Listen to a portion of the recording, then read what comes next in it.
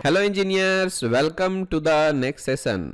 इस सेशन में भी हम बड़े ही इंपॉर्टेंट चीज़ जानने वाले हैं जो कि सच में आपको हेल्प करने वाले हैं आगे एक्यूरेसी के साथ काम करने में। ज़रा आप न्यू बटन को देख लीजिए। जैसे ही आप यहाँ पर जाते हो एक न्यू बटन आपको दिखाई देगा, ठीक है। ये आप फाइल में भी जाके ले सकते हो, यहाँ पर भी न्यू है और यहाँ पर भी न्यू है, या फिर Ctrl+N प्रेस करोगे तो भी न्यू आ जाएगा, नथिंग टू वरी, ठीक है। तो यहाँ पर आप देख सकते हैं एक डायलॉग बॉक्स हमारे सामने आ चुका है। ये देख लीजिए हमारा डायलॉग बॉक्स है और यहाँ पर देखिए by default part mode selected है। अगर आप दूसरे मोड में काम करना चाहते हो तो आप जा सकते हो। जैसे स्केच में काम करना है, स्केच में चले जाओ। असेंबली में काम करना है, असेंबली में चले जाओ। कैम यानी मैन्युफैक्चरिंग में जाना है तो इसमें जाओ। ड्राफ्टिंग करनी है, ड्राइंग में जाओ, ठीक है। और यहाँ पर देखेंगे तो ये फाइल का नाम ऑटोमेटिक आता है। आपको अगर ये नाम नहीं लेना है तो आप दूसरा नाम भी डाल सकते हो, ट्यूटोरियल नंबर 2, ट्यूटोरियल नंबर 3, ऐसा करके। तो ट्यूटोरियल, देखिए यहाँ पर स्पेस नहीं लेगा। अगर मैं स्पेस डाल के ओके करूंगा और यहाँ पर 01 करता हूँ तो ये हमारा फेल हो जाएगा, इलीगल कैरेक्टर्स बोल रहा है। तो यहाँ पर आप या तो अंडरस्कोर डाल सकते हो, जैसे यहाँ पर अंडरस्कोर पता है ना नीचे डाला जाता है ट्यूटोरियल्स _1, ठीक है। और कॉमन नेम अगर कुछ डालना है तो आप यहाँ से डाल सकते हो। लेकिन ये किस यूनिट में सेव होगा कोई आइडिया अभी तो नहीं है। तो यहाँ पर ओके करके चेक करेंगे। ओके करेंगे पहले।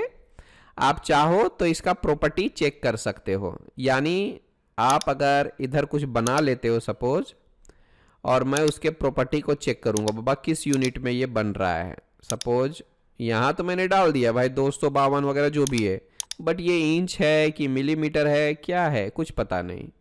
तो आप यहाँ से चेक कर सकते हो फाइल, और यहाँ से आएगा हमारा manage file, prepare model property. ये आपको पता चल जाएगा। ये देखो इंच में बना हुआ है, ये इंच में है। मैंने तो नहीं लिया था लेकिन क्रियो ने बाय डिफ़ॉल्ट इंच में ही सेट किया है। क्रियो पैरामेट्रिक डिफ़ॉल्ट, ये डिफ़ॉल्ट में अगर काम करेंगे तो हम इंच में ही बनाएंगे। हालांकि हम उसको बाद में चेंज भी कर सकते हैं, नथिंग टू वरी। यहाँ से आप चेंज भी कर सकते हो। अगर गलती से आपको बनाना था mm में और बन गया इंच में तो आप यहाँ से चेंज कर सकते हो। ये देखिए किस में चेंज करना है, मिलीमीटर में चेंज करना है तो मिलीमीटर को सिलेक्ट करेंगे और यहाँ सेट पे क्लिक करो। और सेट में जाने के बाद देख लीजिए क्या चाहते हो आप। Convert dimensions, for example 1 inch becomes 25.4 mm, यानी डायमेंशन उतना ही रहेगा, है ना, सिर्फ दिखाएगा mm में। और दूसरा वाला है interpret dimension, for example 1 inch becomes 1 mm, यानी 1 इंच डाला होगा अगर आपने तो वो 1 mm में कन्वर्ट हो जाएगा। तो आप यहां से भी कन्वर्ट कर सकते हो, बट सबसे पहला देख लीजिए अभी ये हमारा मिलीमीटर में हो चुका। पहले क्या था हमारा इंच में था। तो आप यहां से जो भी था हमारा इंच में, ये वाला लेते हैं और मेजर करके चेक करेंगे।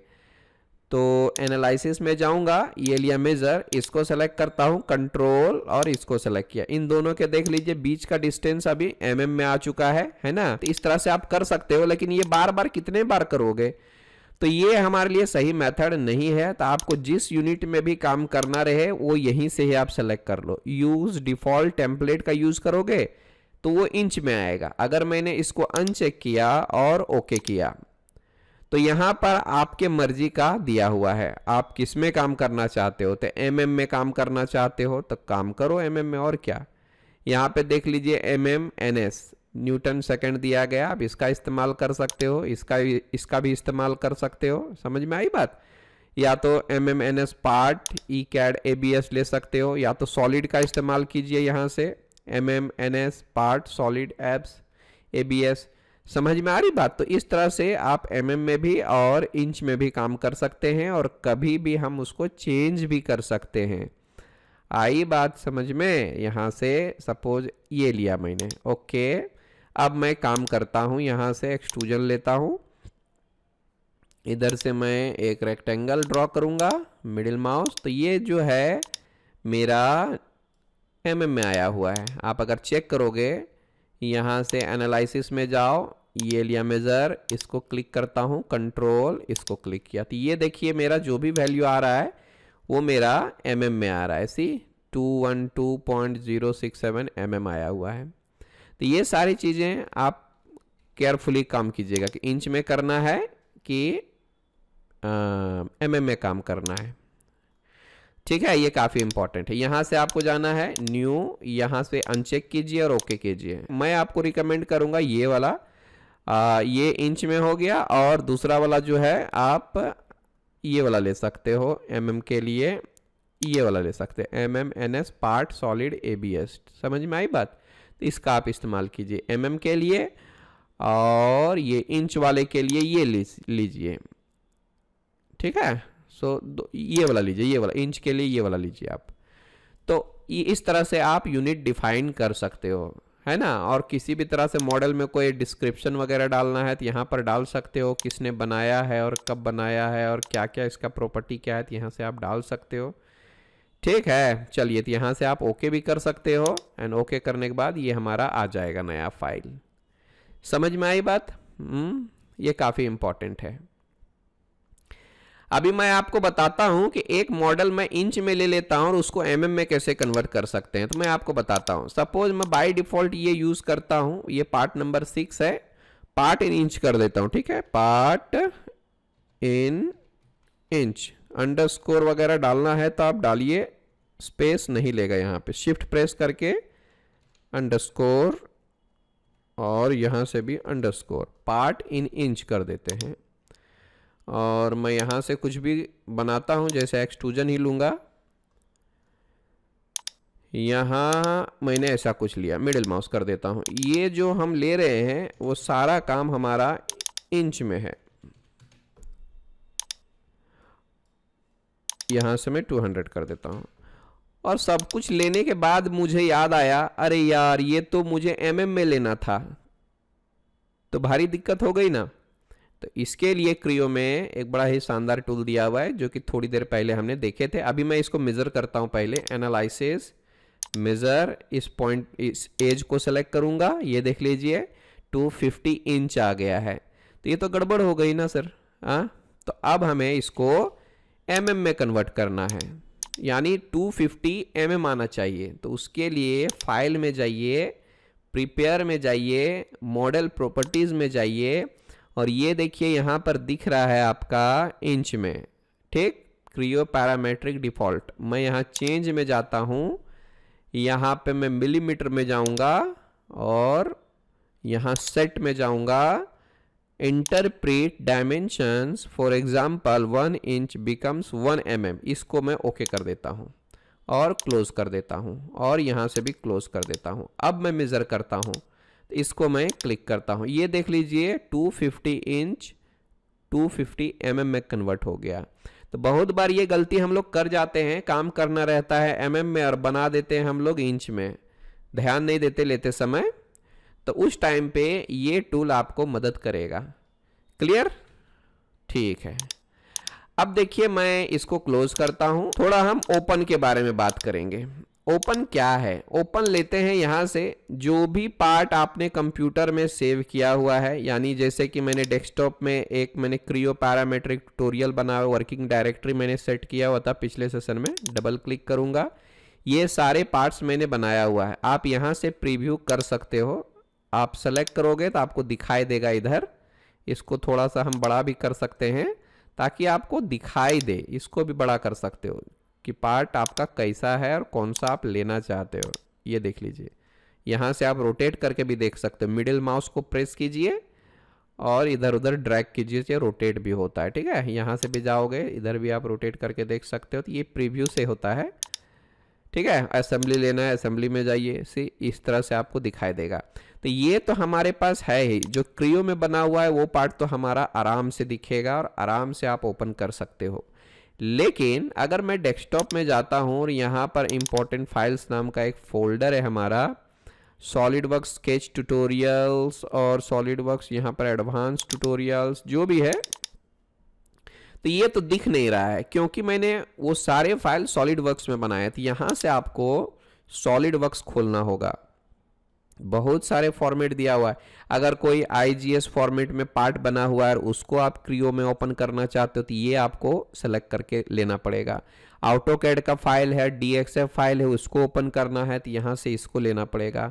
IBL फाइल है तो ये ले सकते हो, PTS फाइल है तो ये ले सकते हो, स्टेप है तो ये सब ले सकते हो। जो भी जिस फॉर्मेट के फाइल को आप ओपन करना चाहते हो क्रियो में, वो एक्सटेंशन यहाँ से आपको सेलेक्ट करना होगा। अगर सॉलिडवर्क्स का खोलना है तो आप यहाँ नीचे आ जाइए और आपको सॉलिडवर्क्स का पार्ट दिखाई देगा, सॉलिडवर्क्स पार्ट, और उसका एक्सटेंशन भी दिख रहा है .SLDPRT।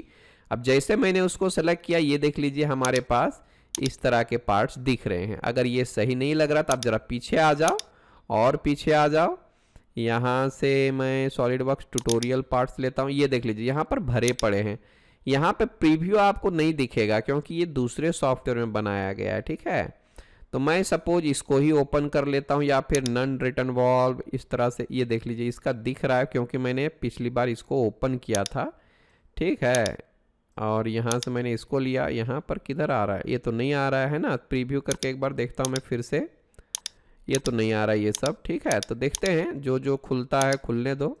सारे पार्ट्स खुलेंगे क्योंकि मैंने सॉलिडवर्क्स का ही लिया हुआ है। तो मैंने इसको सेलेक्ट किया और ओपन कर दिया, तो ये एक पार्ट मेरा ओपन होने वाला है। ये देख लीजिए, एक छोटा सा पार्ट मैंने जो सॉलिडवर्क्स में बनाया था वो क्रियो में ओपन हो चुका है।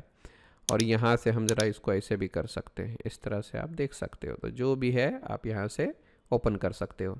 तो ओपन में जाने के बाद यहाँ से आप किसी भी फॉर्मेट के फाइल को ओपन कर सकते हो, जितना यहाँ पर दिया हुआ है।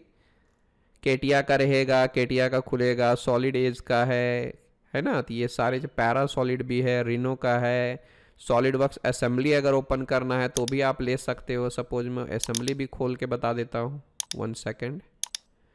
इंपॉर्टेंट फाइल में जाऊंगा। ये देख लीजिए मैंने यहाँ पर फाइनल 4 सिलेंडर इंजन असेंबली को ओपन कर लिया। ये मैंने सॉलिडवर्क्स में बनाया, बट क्रियो में भी हम ओपन कर सकते हैं। तो आप इसको खुलने दीजिए, थोड़ा सा हैवी फाइल है इसलिए टाइम लग सकता है। एंड हियर वी हैव, ये देख लीजिए ये सारे पार्ट्स जो हैं हमारा खुल चुका है। कुछ एरर्स आ रहा है जैसे कि ये बोल्ट वगैरह है ना।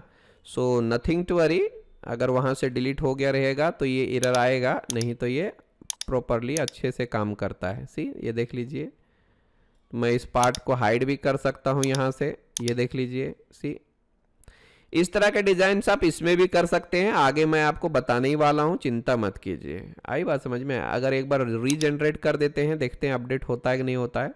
तो रहने दीजिए, अपडेट नहीं हो रहा है। अभी मैं दूसरा भी खोल के दिखा देता हूं। इसको क्लोज करता हूं, इसको भी क्लोज करता हूं। ये मैंने ओपन किया, दूसरा लेते हैं। मैं कनम विल लेता हूं। यहां से मैंने असेंबली को सेलेक्ट किया, सॉलिडवर्क्स असेंबली,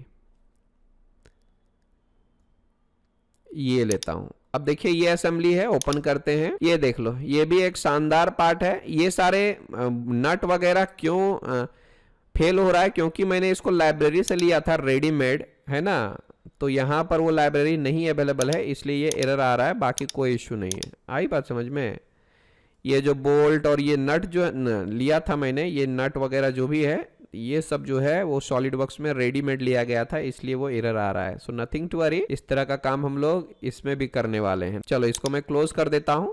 ये रहा ओपन का बटन, जो कि काफी यूजफुल है। आप किसी भी सॉफ्टवेयर में डिजाइन किए हुए पार्ट को क्रियो में ओपन कर सकते हो। केटिया का भी आप खोल सकते हो, सब कुछ। तो ये मेरा ओपन का मतलब यही था कि बाबा आप किसी भी फॉर्मेट में डिजाइन किए हुए पार्ट को इसमें ओपन कर सकते हो और एडिटिंग भी कर सकते हो, वो भी बताऊंगा आपको, ठीक। इन सेशन के बारे में तो हमें पता ही है कि जो भी आप यहाँ पर काम करते हो, यहाँ पर इन सेशन में अवेलेबल हो जाता है। ये देख लीजिए, है ना। असेंबली को खोलने के लिए हमें इतने पहले पार्ट्स को ओपन करना पड़ा, उसके बाद ही असेंबली खुलेगा ना।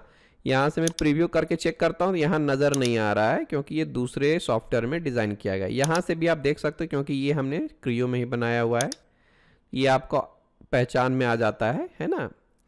तो इस तरह से ये इन सेशन में अवेलेबल है। और ये जो फाइल्स हैं वो आपके सिस्टम को ज़रा स्लो कर देते हैं। तो आप यहाँ से इन सब को क्या कर सकते हो, इरेज कर सकते हो। कैसे? यहाँ से ये लीजिए और ओके कर दीजिए, ये सब के सब हमारा साफ हो जाता है। 1 सेकंड में फिर से दिखा देता हूँ। यहाँ पर जाइए, इन सेशन में जाइए, ये देखिए अभी गायब हो गया, ठीक ना। तो ये जो है इरेज नॉट डिस्प्लेड का कमाल है, सॉफ्टवेयर फास्ट चलेगा और फालतू का यहाँ पर हैंग नहीं करेगा। इरेज करंट का भी एक ऑप्शन है यहाँ पर, जो आप बना रहे हो यहाँ पे, जैसे कि पार्ट नंबर 2 बना रहे हैं हम लोग, यहाँ पर देख लो कुछ भी बना दिया हम लोगों ने, कुछ ऐसा लिया, और ये जो है हमारा, इधर जाइए आप फाइल में जाइए, यहां पर मैनेज फाइल में जाइए, ये रीनेम का ऑप्शन है, ये डिलीट ओल्डर वर्जन है, डिलीट ऑल वर्जन है, डिक्लेयर है, इंस्टेंस एक्सेलेरेटर, इन सब के बारे में भी थोड़ा सा मैं आपको बता देता हूं, ठीक है। तो सबसे पहले तो आप यहां पर जाइए, ये मैनेज फाइल का ऑप्शन है, ये रीनेम, अभी आपने इस पार्ट का नाम क्या रखा हुआ है, PRT0002, ये नहीं चाहता हूं, मैं चाहता हूं इसका नाम हो ब्लॉक। तो आप यहां से चेंज कर सकते हो, यहां पर जाइए मैनेज फाइल रीनेम, यहां पर ब्लॉक आप कर सकते हो, ओके, ब्लॉक अंडरस्कोर 1 कर देता हूं, ये नाम होना चाहिए, तो ये डाल दिया। इन सेशन में भी आपको रीनेम करना है तो वहां पर भी ले लीजिए, rename on disk and in session दोनों में करना है तो यहां पर भी कर दीजिए, पहला वाला ज्यादा यूज होता है, ब्लॉक ओके कर देता हूं।